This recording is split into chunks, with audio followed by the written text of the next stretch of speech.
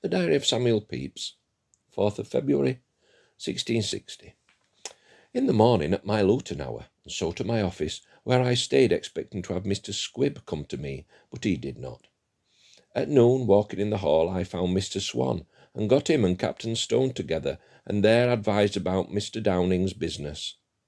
So to Will's, and sat there till 3 o'clock, and then to Mr. Swan's, where I found his wife in very genteel mourning for her father, and took him out by water to the counsellor at the Temple, Mr. Stevens, and from thence to Gray's Inn, thinking to speak with Solicitor Ellis, but found him not.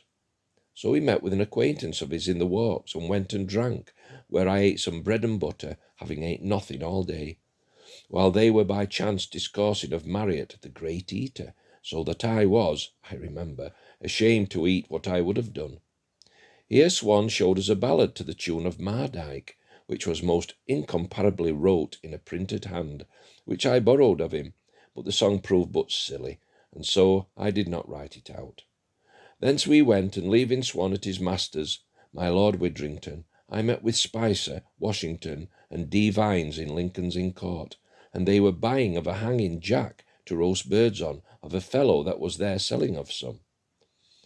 I was fain to slip from there, and went to Mrs. Crewe's, to her, and advised about a maid to come and be with Mrs. Jem, while her maid is sick, but she could spare none.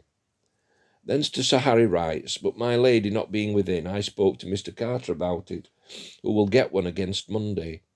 So with a link boy to Scott's, where Mrs. Ann was in a heat, but I spoke not to her, but told Mrs. Jem what I had done, and after that went home and wrote letters into the country by the post, and then played a while on my lute, and so done to supper and then to bed.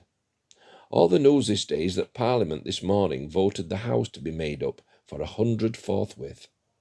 This day my wife killed her turkeys that Mr. Shepley gave her, that came out of Zealand with my lord, and could not get her maid Jane by no means at any time to kill anything.